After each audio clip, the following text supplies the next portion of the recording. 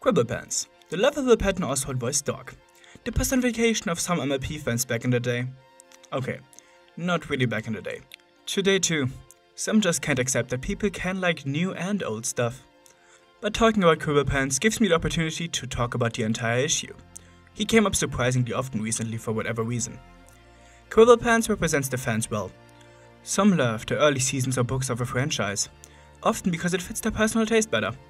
But many don't understand how preference works, and then blame others for liking something different. Even more often you have people who grew up with one thing, remembering how their child self loved and reacted to it, and then get upset when their grown-up self doesn't react as well anymore, while other people do.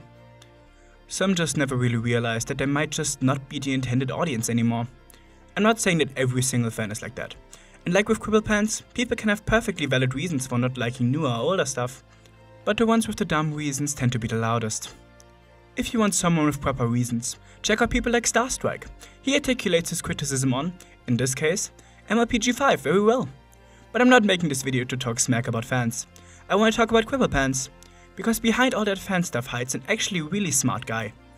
He shows his powers several times during Stranger Than fanfiction, solving puzzles faster than daring do. The problem is his ego.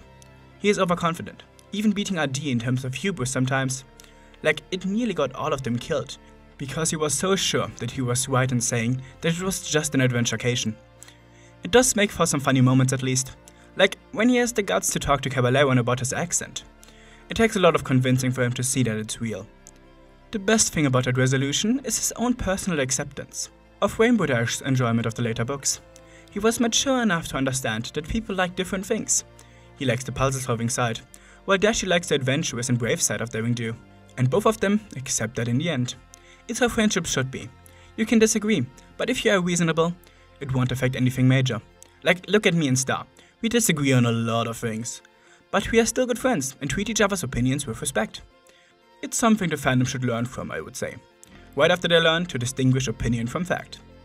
But back to Quibble, because his story isn't done yet, and he only becomes more nuanced. In Common Ground, we see another side of the nerd, caring, motivated, really putting the effort into the relationship with his girlfriend at Windsprint. It's a classic tale of a stepfather trying his best to fit in with his new family, and that effort is something I admire about him. He is truly in love, so he would do anything to earn the approval of those close to his loved one, like Windsprint. He did the mistake of lying, but he did it with the best intentions. Bonding with your new family is what this episode is about.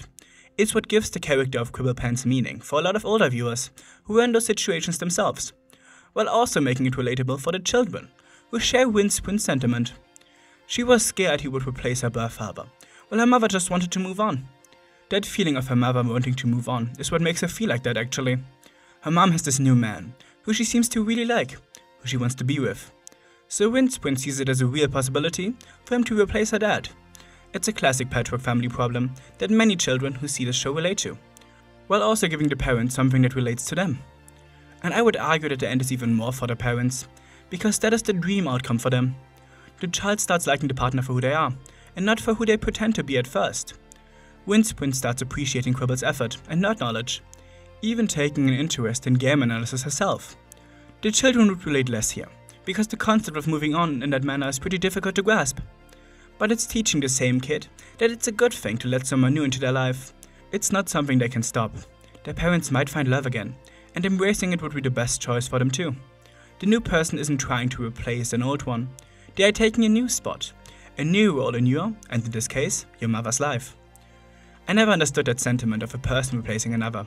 I have enough capacity for many people in many different positions in my life, and every single one is unique and won't be replacing anyone else.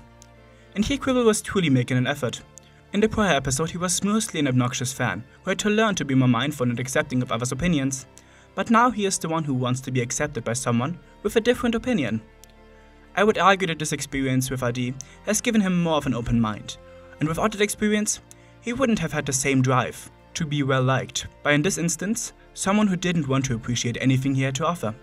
He went through the same experiences he put others through, which is quite ironic in hindsight, which is what makes him such a developed character in just 2 episodes, learning from one experience and using it in the next.